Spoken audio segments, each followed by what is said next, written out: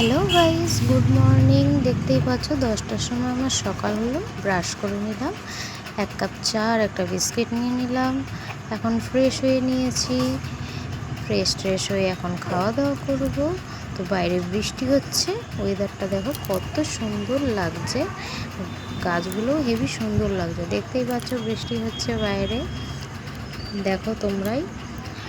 আর এখন খাবার নিয়ে নিয়েছি, ভাত, আলু সিদ্ধ, ডাল সিদ্ধ, আর কি ওটা আমি জানি না নিজেও। একটু রিলস বানিয়ে নিলাম। আজকের মতন এখানেই ব্লগ শেষ করছি, টাটা।